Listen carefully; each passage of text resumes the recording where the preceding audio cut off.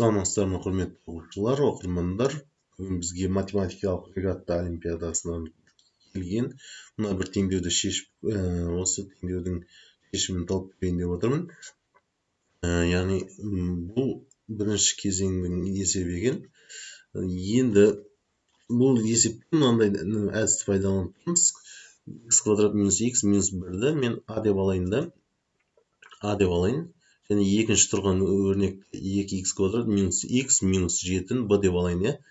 Енді екеуін қосатын болсақ, яғни мына a мен b-ні қосатын болсақ, мынандай нәрсе шығады, иә. X квадрат пен 2x квадрат қосатын болсақ, 3x квадрат, минус x пен минус x-тің қосындысы минус 2x-ті береді, минус 1 мен минус 7-дің қосындысы минус 8-ді береді.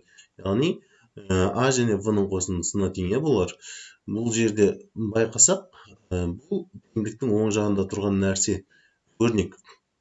Енді қазір сонда мына бірінші тұрған өрнегіміз a деп алдық, екінші тұрған өрнекті v деп алдық, үшінші теңдіктің оң жағында тұрған өрнек a плюс v.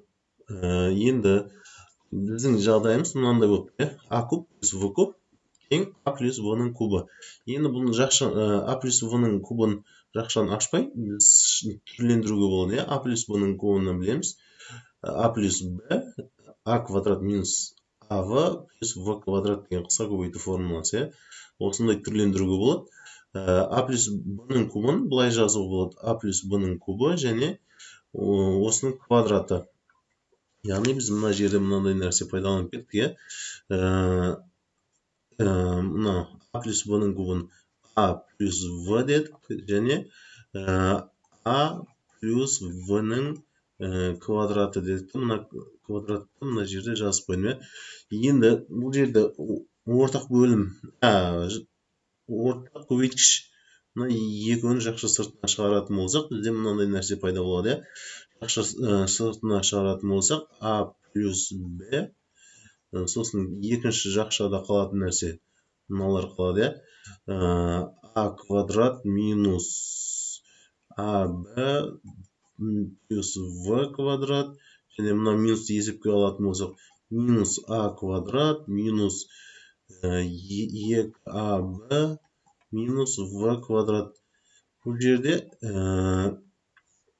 a квадрат жойылып кетеді, минус v квадрат пен плюс v квадрат жойылып кетеді. Сонда бізде жауабымыз мына түрде болады, минус, яғни минус 3ab минус 3ab және a плюс b тең 0 деген, иә. Енді теңдік көбейткіш қай кезде 0 болады? Яғни a 0-ге тең болса, v 0-ге тең болса, және a плюс v тең 0 болатын болса, осы үш жағдайды қарастырайын деп отырмын, иә. Бізде a деп алып отырғанымыз x квадрат минус x квадрат минус x минус 1. a деп алып отырғанымыз. v деп алып отырғанымыз мына төбеде тұр, иә. 2x квадрат минус x минус 7. Енді осы үш квадрат теңдеуді 0-ге теңестіріп, бұны әртүрлі әдіспен шығаруға болады. Мен дискриминантпен шығарған ыңғайлы деп ойлаймын. Осыны дискриминантпен шығарып қоятын болсақ, яғни мен уақытты кеткізбейін, мынандай нәтиже алады екенбіз.